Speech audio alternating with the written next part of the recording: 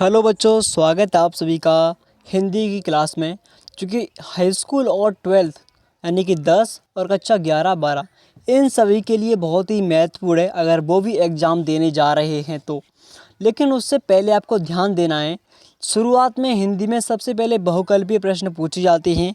जैसे कि यहाँ पर है, मैं आपको आज यहाँ पर 200 प्लस क्वेश्चन कराने वाला हूँ, जिससे कि आपके पूरे 10 नंबर क्लियर हो जाएंगे। आपके जो प्रश्न होते हैं जो बहुकल्पीय प्रश्न। ओके, तो अब स्टार्ट करते हैं पहला प्रश्न।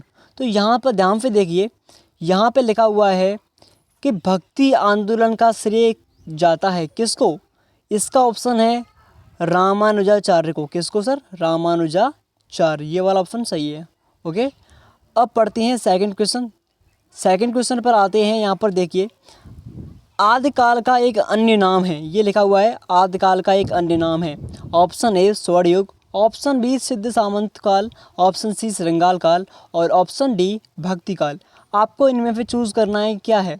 तो इसका ऑप्शन सही है सिद्ध सामंत काल। ओके, अब तीसरे क्वेश्चन की बात करते हैं। आदिकाल का नाम अपभ्रंश काल दिया है। ऑप्शन ए मिस्र बंधु ने, ऑप्शन बी राहुल फंत्रकार ने, ऑप्शन सी महावीर प्रसाद द्विवेदी ने और ऑप्शन डी चंद्रधर शर्मा गुलेरी। तो यही आंसर आपका ठीक है, बिल्कुल करेक्ट आंसर है। ओके, अब हम बात करते हैं अगले वाले प्रश्न की। तो यहाँ पर प्रश्न नंबर 4 हमारा, आलय खड़ का दूसरा नाम है बीफल देव, खुमार रासो, परमाल रासो, हमीर रासो। तो इसका ऑप्शन सी सही है, परमाल रासो। आलय खड़ का दूसरा नाम क्या है? परमाल रासो। बात करते हैं प्रश्न नंबर 5 की। तो आदिकाल की रचना इसमें से कौन सी नहीं है? ऑप्शन ए उक्ति व्यक्ति प्रकट, और ऑप्शन बी जयचंद्र प्रकाश, ऑप्शन सी राहुल वेल और ऑप्शन डी मृगावती। तो मृगावती उनकी नहीं है, क्योंकि मृगावती किसकी आपको मालूम होगा, ये सिंपल ही है, ये मृगावती जयशंकर प्रसाद की है। इसलिए ये तीनों हमारी आदिकाल की रचना है, लेकिन ये डी वाली ही नहीं है। ओके, अब बात करते हैं 6 क्वेश्चन की। तो दोहा कोश के रचनाकार हैं, यहाँ पर लिखा हुआ है दोहा कोश के रचनाकार कौन से हैं। नंबर ए है हमारा ऑप्शन सबरपा, नंबर बी है हमारा लोहिया, नंबर 3 सरहप्पा और नंबर डी कलहड़। तो हमारा ऑप्शन सी बिल्कुल सही है, जिसका नाम है सरहप्पा। ओके, ये आपको ध्यान देना है। सरहप्पा हिंदी के भी कवि हैं सबसे फेमस। सबसे पहले प्रथम कवि कौन सी है? सरहप्पा, ये आपको ध्यान देना है। ठीक है, अब बात करते हैं अगले क्वेश्चन की। तो क्वेश्चन नंबर 7 पे आते हैं। ध्यान से देखिए, यहाँ पे आते हैं क्वेश्चन नंबर 7। ठीक है, तो पहला प्रश्न है, रामचंद्र शुक्ल ने जिस काल को वीरगाथा काल कहा है, उसे आदिकाल कहा है। इसका मतलब ऑप्शन क्या है? किसने कहा है इनको? राहुल फांत्रकार ने, हजारी प्रसाद द्विवेदी ने, डॉक्टर राम कुमार वर्मा ने, डॉक्टर धीरेन्द्र वर्मा ने। तो इसका ऑप्शन सी सही है, हजारी प्रसाद द्विवेदी ने क्या बोला है, मतलब वीरगाथा काल को आदिकाल कहा है। किन्होंने? हजारी प्रसाद द्विवेदी ने। ठीक है, अब बात करते हैं क्वेश्चन नंबर 8 की। अमीर खुसरो कवि हैं, कब किस कौन से काल के हैं? आदिकाल के हैं, भक्ति काल के, रीत काल के या फिर आधुनिक काल के? तो सिंपल इसका आंसर हमारा आदिकाल के कवि हैं अमीर खुसरो। ओके, हाँ सर। अब बात करते हैं क्वेश्चन नंबर 9 की। तो कौन सी रचना वीरगाथात्मक नहीं है? ठीक है, तो पृथ्वीराज रासो, विफल देव रासो। तो इसका सिंपल ही आंसर है विद्यापति पदावली। ठीक है, ये वाला ऑप्शन सी हमारा एकदम करेक्ट है। ओके, हाँ सर। अब बात करते हैं क्वेश्चन नंबर 10 की। तो 10 क्वेश्चन लिखा है, आदिकाल के रचनाकार हैं नरपति नालय, अयोध्या सिंह उपाध्याय, केशव दास और नाभादास। तो सिंपल इसका आंसर होगा नरपति नालय। ठीक है, हाँ सर। इतना हमारा पूरी तरह से क्लियर हो चुका है सर। आगे पढ़ते हैं, क्वेश्चन नंबर 11 पर आते हैं। ध्यान से देखिएगा, यहाँ पर आते हैं क्वेश्चन नंबर 11 हमारा यहाँ पर लिखा हुआ है। जैसे कि पढ़ते हैं, जायसी का पद्मावत किस भाषा में लिखा गया है? Option A Brajbhasha, option B Awadhi, option C Khari Boli और ऑप्शन डी फारसी। तो ऑप्शन सी अवधी भाषा हमारी एकदम करेक्ट है। जयसी का पद्मावत किस अवधी भाषा में लिखा गया है। ओके, हाँ। अब बात करते हैं सर क्वेश्चन नंबर 12 की। तो क्वेश्चन नंबर 12 में क्या चीज़ है देखते हैं, लेकिन उससे पहले मैं कलर चेंज कर लेता हूँ। ठीक है, आपको दिक्कत हो रही होगी शायद, तो कलर देखिए। क्वेश्चन नंबर 12 पे बात करते हैं, हिंदी साहित्य के हजारों वर्षों में कबीर जैसा व्यक्तित्व लेकर कोई लेखक उत्पन्न नहीं हुआ। यह कथन किसने कहा है? रामचंद्र शुक्ल ने, डॉक्टर राम कुमार वर्मा ने, डॉक्टर नागेंद्र ने, हजारी प्रसाद द्विवेदी ने। यही आंसर हमारा सही है। हजारी प्रसाद द्विवेदी ने कहा है कि हिंदी साहित्य के हजारों वर्षों में कबीर जैसा कोई भी अभिलेखक अब तक जन्मा नहीं है। ओके, अब बात करते हैं प्रश्न नंबर 13 की, जो कि बहुत ही महत्वपूर्ण है। ज्ञानाश्रयी शाखा के प्रति प्रमुख कवि है। Option A Tulsidas, option B Surdas, option C Nanddas और ऑप्शन डी कबीरदास। तो ये हमारा सही आंसर है कबीरदास, ठीक है, क्योंकि ज्ञानाफ्रयी शाखा के प्रतिनिधि जो हमारे मोस्ट इंपोर्टेंट कवि है उनका नाम है कबीरदास। ओके, अब बात करते हैं क्वेश्चन नंबर 14 की। तो भाषा पर कबीर का जबरदस्त अधिकार था, वे वाणी के डिटेक्टर थे, मतलब डिटेक्टर थे। प्रस्तुत कथन निम्नांकित लेखकों में किस लेखक का, मतलब किस लेखक ने बात कही है? नंद दुलारे वाजपेयी, रामचंद्र शुक्ल ने, हजारी प्रसाद द्विवेदी, रामविलास शर्मा। तो इसका ऑप्शन सी सही है, हजारी प्रसाद द्विवेदी। हजारी प्रसाद द्विवेदी ने कहा है। ओके, अब बात करते हैं क्वेश्चन नंबर 15 की। तो नीचे आते हैं, थोड़ा सा ध्यान से देखिए। क्वेश्चन नंबर 15 की बात करते हैं। तो कौन सा कवि ज्ञानाफ्रयी शाखा से संबंधित नहीं है? जो या फिर ऐसे बोल सकती है, संत काव्य धारा की कवि नहीं है। Option A Kabirdas, option B Nanak, option C Raidas, option D Kutuban व जायसी। तो ऑप्शन डी कुतुबन व जायसी एकदम करेक्ट आंसर है। ओके, अब बात करते हैं प्रश्न नंबर 16 की। तो ज्ञानाश्री काव्य धारा के कवि नहीं है। Option A Kabirdas, option B Malukdas, option D Nanddas और ऑप्शन डी रैदास। ओके, तो ज्ञानाश्रयी काव्य धारा के कवि हमारे कौन से नहीं है? नंददास, ये वाला ऑप्शन हमारा सही है। ओके, अब बात करते हैं प्रश्न नंबर 17 की। तो कौन सा कवि प्रेमाश्री शाखा से संबंधित नहीं है? Option A Jayasi, option B Manjhan, option C Chandbardai, option D Kutuban. तो ऑप्शन सी चंद्रबरदाई सही है, जो कि प्रेमाश्री शाखा से संबंधित नहीं है। ओके, हाँ सर। अब बात करते हैं क्वेश्चन नंबर 18 की। ध्यान से देखिएगा, पूरी मेहनत के साथ क्लास को अटेंड कीजिए, जिससे कि आपके नंबर आपके बहुत ही हाई लेवल जाए। एक एक बूंद से घड़ा बढ़ता है, तो एक एक नंबर तो बहुत ही मोस्ट इंपोर्टेंट होगा ही भाई। तो ध्यान से देखते रहिए। भक्ति काल की प्रेमाश्रयी शाखा के कवि हैं। Option A Kumun Das, option B Dadu Dayal, option D Manjhan और ऑप्शन सी मंजन, ऑप्शन डी नंददास। तो ऑप्शन सी मंजन एकदम सही है। भक्ति काल के प्रेमाश्रयी शाखा कवि है जिनका नाम है मंजन। ओके, अब बात करते हैं क्वेश्चन नंबर 19 की। तो निम्नलिखित में भक्ति काल की कृति है साकेत, पार्वती मंगल, कामायनी, पृथ्वीराज रासो। तो पार्वती मंगल जो कि भक्ति काल की एक कृति है, ये राइट आंसर है। ओके, बात करते हैं क्वेश्चन नंबर 20 की। तो कृष्ण काव्य धारा के प्रसिद्ध कवि हैं मीरा, रसखान, परमानंद दास, सूरदास। तो option D Surdas correct answer है। ओके, बात करते हैं क्वेश्चन नंबर 21 की। तो ध्यान से देखिए, वह इस असार संसार को न देखने के वास्ते आंखें बंद किए थे। ओके, यह कथन किस कवि का है? अयोध्या सिंह उपाध्याय हरिऔध का है, मलिक मोहम्मद जायसी का है, या फिर भारतेंदु हरिश्चंद्र का है, जगन्नाथ रत्नाकर का है। तो सिंपली आंसर सी है ऑप्शन, भारतेंदु हरिश्चंद्र का ये कथन है। ओके, ये इन कवियों का। अब आते हैं नेक्स्ट वाले पेज पे। ओके, हाँ सब। अब यहाँ से पढ़ते हैं, यहाँ पे देखिए क्वेश्चन नंबर 22 है। अष्टचाप के कवियों का संबंध भक्ति काल की किस शाखा से है? ज्ञानाश्रयी शाखा, प्रेमाश्रयी शाखा, कृष्ण भक्ति शाखा, राम भक्ति शाखा। तो ऑप्शन सी कृष्ण भक्ति शाखा एकदम करेक्ट आंसर है। बात करते हैं 23 की। तो कौन सा ग्रंथ भक्ति काल का है? पृथ्वीराज रासो, साकेत, कामायनी, विनय पत्रिका। तो विनय पत्रिका भक्ति काल का एक ग्रंथ है। ओके, ये तीनों नहीं है, बाकी के विनय पत्रिका एक हमारा एक ग्रंथ भक्ति काल का है। क्वेश्चन नंबर 24 की बात करते हैं। कौन सा कवि राम भक्ति शाखा से संबंधित नहीं है? तुलसीदास, चतुर्भुजदास, अग्रदास, नाबादास। ये तीनों इससे संबंधित है, लेकिन ये चतुर्भुजदास इससे संबंधित नहीं है, तो ये हमारा करेक्ट आंसर हो जाएगा। बात करते हैं 25 की। तो 25 में क्या लिखा है, पढ़ते हैं। गोस्वामी तुलसीदास के बचपन का नाम था, क्या नाम था? तुकाराम, आत्माराम, सीताराम, राम बोला।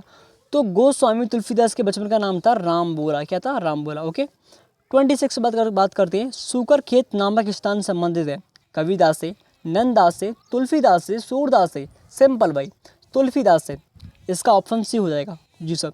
बात करते हैं क्वेश्चन नंबर 27 की। तो रुणकता नामक स्थान संबंधित है। जो रुणकता स्थान है वो किस कवि के मतलब जन्म स्थान से संबंधित है? ओके, तो option A Jaishankar Prasad, option B Suryakant Tripathi Nirala, option C Kabirdas, option D Surdas. Surdas का जन्म रुणकता में हुआ था, इसलिए उनका इस नाम से संबंधित कौन है? सूरदास। ओके, हाँ सर। बात करते हैं क्वेश्चन नंबर 28 की। ध्यान से देखिए, थोड़ा कलर चेंज करते हैं, कलर का इश्यू आ रहा है। तो बसुआ गोविंदपुर में जन्म हुआ था, मतलब बसुआ गोविंदपुर एक शहर का नाम है, जहाँ पर किस कवि का जन्म हुआ था? ऑप्शन ए रत्नाकर का, ऑप्शन बी सूरदास का, ऑप्शन सी रामधारी सिंह दिनकर का, ऑप्शन डी बिहारी का। जो बिहारी जी थे उनका जन्म हुआ था बसुआ गोविंद। तो ऑप्शन डी सही है हमारा। ठीक है, अब बात करते हैं क्वेश्चन नंबर 29 की। तो 29 पे आते हैं। ओके, 29 पे आते हैं। तो 29 देखिए, कृष्ण काव्य धारा के कवि नहीं है, मतलब जो कृष्ण काव्य धारा हमारी ग्रंथ है उसके कवि कौन नहीं है? नंददास, चतुर्भुजदास, सूरदास, लालदास। या फिर नावादास भी इनका नाम है। तो लाल दास कृष्ण काव्यधारा के कवि नहीं है, बाकी तीनों एक कवि हैं। ओके, तो हमारा ऑप्शन डी एकदम करेक्ट है। बात करते हैं 30 की। तो भिखारी दास कवि हैं भक्ति काल के, रीत काल के, आदि काल के, आधुनिक काल के। तो जो भिखारी दास हैं वो रीत काल के कवि हैं। ओके हाँ। अब बात करते हैं क्वेश्चन नंबर 31 की। तो इनमें से हिंदी का प्राचीनतम प्रथम महाकाव्य कौन सा है? Option A Shri Ramcharitmanas, option B Padmavat, option C Prithviraj Raso, option D Priya Pravas. तो इसका ऑप्शन सी पृथ्वीराज रासो सही है। प्राचीनतम जो महाकाव्य है वो है पृथ्वीराज रासो। ओके हाँ सर। बात करते हैं 32 की। तो भक्ति काल का काव्य नहीं है। Option A Padmavat, option B Prithviraj Raso, option C Ramcharitmanas और ऑप्शन डी सूरसागर। तो भक्ति काल का काव्य इसमें से पृथ्वीराज रासो नहीं है, बाकी सब इसमें से भक्ति काल के ही हैं तीनों। ओके, अब बात करते हैं क्वेश्चन नंबर 33 की। तो तुलसीदास की रचना इनमें से नहीं है। तुलसीदास की रचना कौन सी नहीं है? रामलला नरहु एंड पार्वती मंगल, कवितावली रामचंद्र का। तो रामचंद्र का इसमें से तुलसीदास की रचना नहीं है, बाकी तीनों इन्हीं की हैं। ओके, अब बात करते हैं 34 की। तो वीर रस की कृति है बिहारी सतसई, सूरसागर, शिव बावनी, प्रिय प्रवास। तो इसमें से हमारा ऑप्शन सी सही है, शिव बावनी। वीर रस की जो कृति है वो है शिवा बावनी। ओके, अब बात करते हैं क्वेश्चन नंबर 35 की। द्वितीय युग में लिखी गई रचना है कौन सी है? ठीक है, तो द्वितीय युग में लिखी गई रचना कौन सी है भाई? Option A Kamayani, option B तार सप्तक, ऑप्शन सी प्रिय प्रवास और ऑप्शन डी ग्राम। तो इसका ऑप्शन सी एकदम सही है, प्रिय प्रवास, जो कि द्वितीय युग की लिखी गई रचना है प्रिय प्रवास। ओके हाँ सर। अब बात करते हैं क्वेश्चन नंबर 36 की। तो ऊपर आते हैं, थोड़ा ध्यान पे देखिए। 36 की बात करते हैं। तो यहाँ पे देखिए खड़ी बोली का प्रथम महाकाव्य कौन सा है, या फिर इसको इस प्रकार से भी क्वेश्चन आ सकता है कि निम्न में से कौन खड़ी बोली का प्रथम महाकाव्य माना जाता है। ओके, तो नंबर 1 वैदेही वनवास, नंबर 2 प्रिय प्रवास, नंबर 3 साकेत और नंबर डी कामयानी। तो प्रिय प्रवास एक महाकाव्य है जो खड़ी बोली का प्रथम महाकाव्य है। ओके, कौन सा है? प्रिय प्रवास। ये बात आपको ध्यान देनी है आपकी परीक्षा के लिए। ओके, अब बात करते हैं क्वेश्चन नंबर 37 की। द्वितीय युग की रचना इसमें से कौन सी नहीं है? प्रिय प्रवास, भारत भारती, साकेत और आंसू है जो कि द्वितीय युग की रचना नहीं है, बाकी तीनों द्वितीय युग की रचना है। ओके हाँ सर। अब बात करते हैं क्वेश्चन नंबर 38 की। नीचे आते हैं, ध्यान से देखिए। 38 क्वेश्चन यहाँ पर लिखा हुआ है, मैथिली फट गुप्त का आधुनिक काल के किस युग से संबंधित है? ऑप्शन अ शुक्ल युग, ऑप्शन बी द्वितीय युग, ऑप्शन सी छायावाद युग और ऑप्शन डी छायावादोत्तर युग। ओके, अब इसमें से आपको पहचानना है कि जो मैथिली फट गुप्त है आधुनिक काल के किस युग के कवि हैं? द्वितीय युग के। कौन से युग के? द्वितीय। ऑप्शन भी हमारा सही है। अब बात करते हैं प्रश्न नंबर 39 की। साहित्य फुदा नदी के संपादक हैं। Option A Jagannath Das Ratnakar, option B Mahavir Prasad Dwivedi और option C Ayodhya Singh Upadhyay Hariaudh. Okay, और ऑप्शन डी हमारा है भारतेंदु हरिश्चंद्र। ठीक है, तो ये बात आपको ध्यान देनी है। तो इसमें से हमारा ऑप्शन ए जो है जगन्नाथ रत्नाकर एकदम करेक्ट आंसर है। अब बात करते हैं प्रश्न नंबर 40 की। हरिऔध का जन्म स्थान कहाँ का है? ऐबटाबाद, निजामाबाद, काशी, फर्रुखाबाद। तो ऑप्शन बी निजामाबाद एकदम करेक्ट आंसर है। और बात करते हैं क्वेश्चन नंबर 41 की। तो मैथिली षटगुप्त का प्रथम काव्य संग्रह है कौन सा है भाई? अनग, पंचवटी, भारत भारती, सिद्धराज। तो भारत भारती एकदम करेक्ट आंसर है। ओके, बात करते हैं क्वेश्चन नंबर 42 की। तो ध्यान से देखिएगा, पूरी मेहनत और शिद्दत के साथ क्लास को अटेंड कीजिएगा। यहाँ से मैं कलर भी चेंज कर लेता हूँ इसका। ओके, जिससे कि आपको दिक्कत ना बैठे। अब देखिए, छायावादी युग के, ये क्या आ गया भाई, हटाओ इसे। छायावादी युग काव्य के, हाँ ये भाई क्या है यार, थोड़ी सी दिक्कत है बट कोई बात नहीं। छायावादी काव्य की बृहदयत्री की रचनाकार नहीं है। Option A Prasad, option B Pant, option B C Nirala, option D Mahadevi. आपको ध्यान देना है, कभी भी इस तरह से शॉर्ट नाम लिख के आते हैं तो आपको बिल्कुल भी घबराना नहीं है। जो प्रसाद लिखा है, जो जयशंकर प्रसाद का पूरा नाम है। पंत लिखा है तो ये सूर्यकांत त्रिपाठी निराला पंत पूरा नाम है इनका। फिर ये वाला सूर्यकांत त्रिपाठी निराला है, उनका नाम है, ये भी आपको ध्यान देना है। ये सुमित्रा नंदन पंत का नाम है, पीछे शॉर्ट में सिर्फ पंत लिख के आया है। इनसे आपको बिल्कुल भी घबराना नहीं है। महादेवी वर्मा है और एक स्त्री हैं, उनका नाम है पूरा। इस तरह से आपको शॉर्ट आंसर शॉर्ट नाम लिख के आ सकते हैं, बिल्कुल भी घबराना नहीं है आपको। ठीक है, तो इसका सही आंसर है ऑप्शन नंबर डी महादेवी, जो कि छायावादी काव्य की बृहद मतलब बूढ़ी रचनाकार हैं। ओके, नहीं है मतलब। अब बात करते हैं 43 आधुनिक युग की मीरा किसे कहा गया है? महादेवी वर्मा को, सुभद्रा कुमारी चौहान को, सुमित्रा कुमारी सिन्हा को। तो या फिर इनमें से कोई नहीं। तो ऑप्शन ए महादेवी वर्मा को आधुनिक युग की मीरा कहा गया है। ओके, ऑप्शन 40 मतलब क्वेश्चन नंबर 44 देखते हैं। निम्नलिखित कवियों में से राष्ट्र कवि की उपाधि से विभूषित किया गया है किसको? या फिर किस कवि को राष्ट्र कवि का सम्मान मिला है? इस तरह से बोल सकते हैं।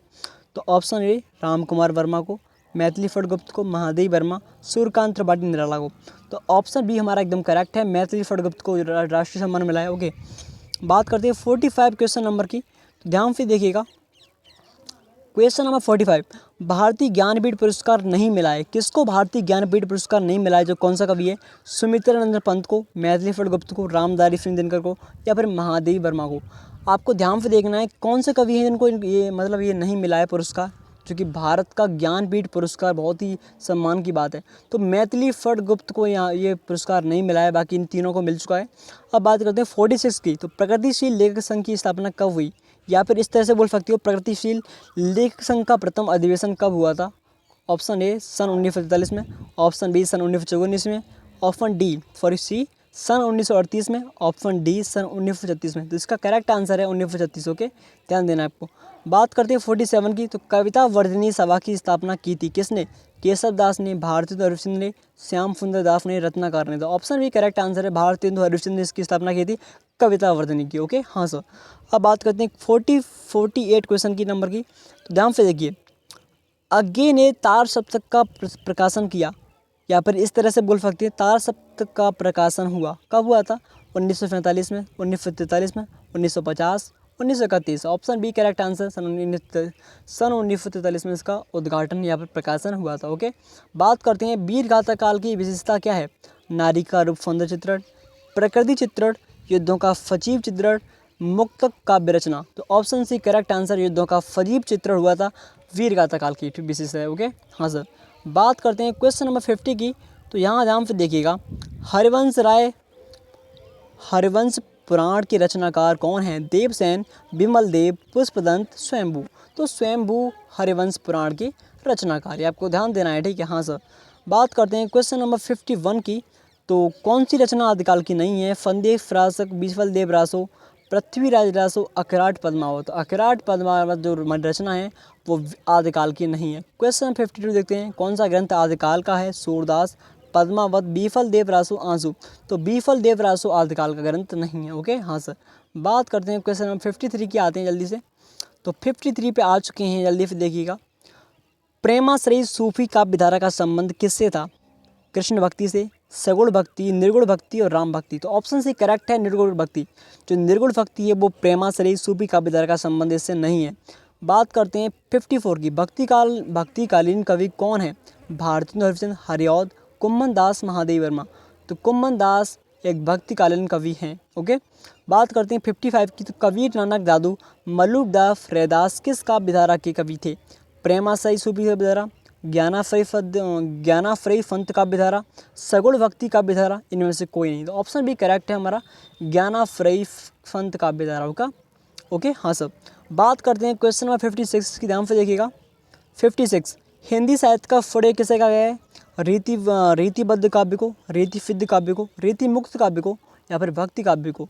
तो हिंदी साहित्य का स्वर्ण युग कहा गया है भक्ति काव्य को, ये आपको ध्यान देना है। ओके, अब बात करते हैं 57 नंबर की। तो रस खान किस काव्य धारा के कवि थे? प्रेमाश्रयी काव्य धारा, निर्गुण भक्ति काव्य धारा, सगुण काव्य धारा, ओके, कृष्ण भक्ति काव्य धारा। तो कृष्ण भक्ति काव्य धारा इसका करेक्ट आंसर है। रस खान इस कृष्ण भक्ति काव्य धारा के कवि थे। ओके, हाँ। बात करते हैं 59 की। तो 59 देखिए, गोस्वामी तुलसीदास तो गोस्वामी तुलसीदास, केशवदास, हृदय राम तथा प्राणचंद्र किस काव्य धारा के कवि थे? सगुण भक्ति काव्य धारा, कृष्ण भक्ति काव्य धारा, ज्ञानाश्रयी भक्ति काव्य धारा, राम भक्ति काव्य धारा। तो ये तीनों कवि थे, चारों कवि ये राम भक्ति काव्य धारा के थे। गोस्वामी तुलसीदास, केशवदास, हृदय राम, प्राणचंद्र। ओके, ये बात क्लियर? हाँ सर। बात करते हैं 59 की। तो विनय पत्रिका किस भाषा की कृति है? अवधी, ब्रजभाषा, खड़ी बोली, भोजपुरी। तो ऑप्शन बी ब्रज भाषा के विनय पत्रिका भाषा है वो ब्रज भाषा से संबंधित है। ओके, जो पुस्तक लिखी है विनय पत्रिका वो किस भाषा से? ब्रज भाषा से। ठीक है। क्वेश्चन नंबर 60, तुलसीदास ने श्री रामचरितमानस की रचना की। ओके, ये बात करते हैं। तो कब की, कौन सी भाषा में? ब्रजभाषा, भोजपुरी, अवधी, खड़ी बोली। तो इन चारों लैंग्वेज में से अवधी भाषा में तुलसीदास ने रामचरितमानस की रचना की थी। जो पुस्तक लिखी है उन्होंने रामचरितमानस, उनकी कौन सी भाषा में? अवधी भाषा में। ओके, तो आज के लिए 60 क्वेश्चन काफ़ी आप सभी के लिए, तो बिकॉज वीडियो बहुत लंबी हो जाएगी। धन्यवाद, थैंक यू सो मच। और कमेंट कीजिए कि आपको सर पूरे 250 क्वेश्चन करने या नहीं करने। तो पूरे 250 क्वेश्चन आपको मैं कराऊंगा, इससे प्लस भी कराऊंगा, जिससे कि आपकी पूरी हिंदी क्लियर हो जाएगी। तो कमेंट जरूर कीजिए कि आपको यही चाहिए कि नहीं चाहिए, जिससे कि आपकी परीक्षा में हाई नंबर आने में, मतलब टॉप रैंक, एक एक बूंद का बहुत महत्व होता है, एक एक नंबर का। अगर वास्तव में आपको टॉप रैंक लानी है तो ध्यान से देखिएगा। प्लीज़ कमेंट जरूर कीजिए। चैनल, अगर चैनल पर नहीं है तो सब्सक्राइब कर लीजिए, जिससे कि हर वीडियो का नोटिफिकेशन आपको पहुंचता रहे। और वीडियो को लाइक जरूर कीजिए, शेयर कीजिए। धन्यवाद, धन्यवाद, धन्यवाद।